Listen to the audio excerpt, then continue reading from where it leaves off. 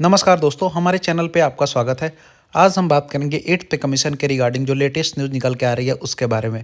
तो दोस्तों, वीडियो चालू होने से पहले एक छोटी सी रिक्वेस्ट है।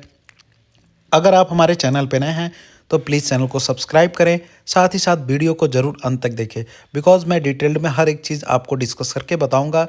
तो अगर बात कर लेते हैं 8th पे कमीशन के गठन की घोषणा के बाद उम्मीद जताई जा रही थी कि इसे 1 जनवरी 2026 को लागू किया जाएगा। तो जब भी जैसे ही 8th पे कमीशन का अनाउंसमेंट जनवरी 2025 में होता है तो अटकलें लगाई जा रही थी कि इसे जनवरी 2026 में 1 जनवरी 2026 से ये लागू हो जाएगा। हालांकि सरकार ने अभी तक आयोग के लिए नियम और शर्तें जारी नहीं किए हैं। बजट 2025 में करदाताओं के लिए कई प्रस्ताव पेश किए गए थे, लेकिन 8वें पे कमीशन के रिगार्डिंग कुछ भी सरकार का खर्च का कोई भी जिक्र नहीं किया इसमें।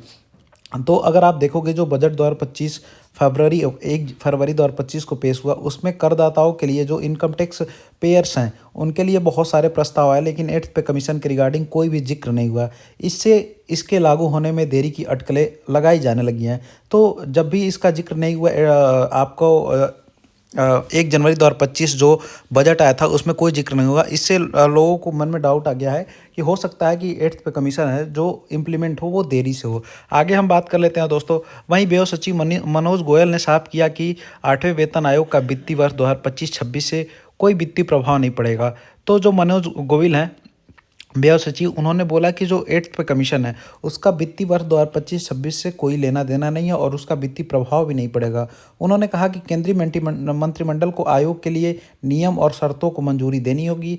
इसके लिए कार्मिक व प्रशिक्षण विभाग और रक्षा मंत्रालय से भी राय ली जाएगी।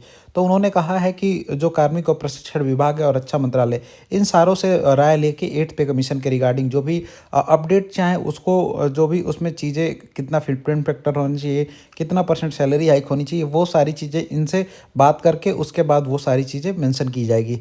आगे हम बात कर लेते हैं एक्सपर्ट्स जो हैं वो क्या कर रहे हैं। King Stubb and Kasiva advocates and attorneys के पार्टनर रोहित सिन्हा ने इकोनॉमिस्ट टाइम को बताया कि 8वें वेतन आयोग की कार्यान्वयन प्रक्रिया 7वें वेतन आयोग के कार्यकाल की समाप्ति के बाद 2026 में शुरू होगी। वेतन आयोग केंद्र सरकार के कर्मचारियों को वेतन ढांचे मूल्यांकन के लिए एक नियमित 10 साल की प्रक्रिया बन गए हैं।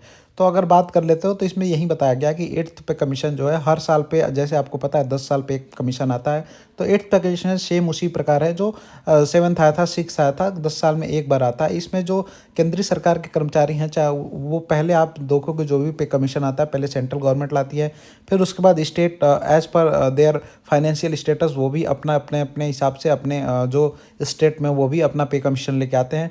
तो सबसे पहले 10 साल में ये आता रहता है। तो अगर 7th से बात कर लिया जाए तो 8th के बीच अब 10 साल का गैप हो चुका है, तो वहीं 8th पे कमीशन आना चाहिए बिकॉज 10 साल का गैप हो चुका है। 1 जनवरी 2026 से 8वें वेतन आयोग के लागू होने की संभावना कम है। हालांकि 7वें वेतन आयोग की कार्यान्वयन तारीख 2026 में हुई थी। इस प्रकार यह संकेत मिलता है कि 8वें वेतन आयोग की सिफारिशें 2026 में लागू होंगी। तो अगर आप ये सोच रहे हो कि 1 जनवरी 2026 को 8th पे कमीशन लग जाएगा, तो इसकी संभावना थोड़ी सी कम है बिकॉज अभी इसके बारे में ना अभी इसका जो अध्यक्ष हैं वो उनका गठन हुआ है, ना जो 2 सदस्य हैं उनका गठन हुआ है। तो किसी प्रकार का अभी कुछ न्यूज़ नहीं निकल के आया है कि ऐसा कोई गठन हुआ है जिसमें लोग रिपोर्ट सरकार को सौंपेंगे। तो ये जितना जल्दी गठन होगा उतनी ज़्यादा ये प्रोबेबिलिटी हो जाएगी जल्दी आने की। जितना लेट होगा उतना लेट होने के चांसेस हो सकते हैं। आगे चलते हैं, हम बात करते हैं दोस्तों। गांधी लॉ एसोसिएट के पार्टनर राहुल पटेल कहते हैं कि पिछले रुझानों को देखते हुए वेतन आयोगों को अपनी सिफारिश देने में आमतौर पर 1 साल लगता है।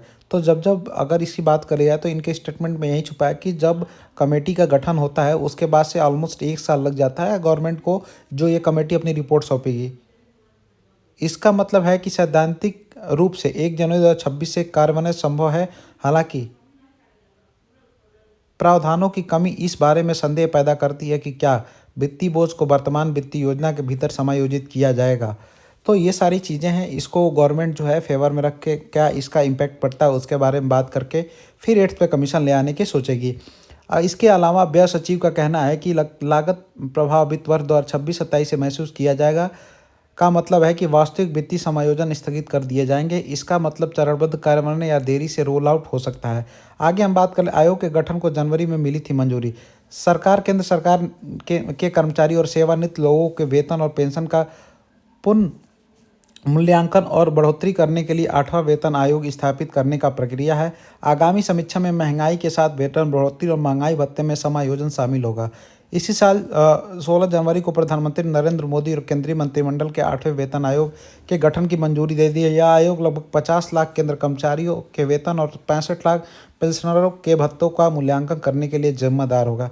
तो जो 8th पे कमीशन आएगी, इसमें 50 लाख जो सेंट्रल गवर्नमेंट के एम्प्लॉय हैं और 65 लाख जो पेंशनर्स हैं, उन दोनों को फ़ायदा होता हुआ यहाँ दिख सकता है। वर्तमान में वेतनमान संरचना के 18 लेवल होते हैं, जो स्तर 1 से 18 तक होते हैं। 7वें वेतन आयोग के अनुसार स्तर 1 की न्यूनतम मासिक वेतन 18,000 रुपये निर्धारित किया गया था, जबकि जो लेवल 18 है उसका मैक्सिमम वेतन 2.5 लाख के आसपास रुपये प्रति माह निर्धारित किया गया था। स्टाफ साइड की ओर से प्रस्तुत एक महत्वपूर्ण प्रस्ताव उचित मुआवजा सुनिश्चित करने और करियर में प्रगति को सुविधाजनक बनाने के लिए कम वेतनमान को संकेतित करने का सुझाव देता है। सिफारिशों में विशिष्ट स्तरों 1, स्तर 2, स्तर 3, 4, 5 और 6 का विलय शामिल है। तो सिफारिश में ये कहा गया कि जो 1 से लेकर 6 तक का जो लेवल है, उनको 1 में ही शामिल कर दिया जाए।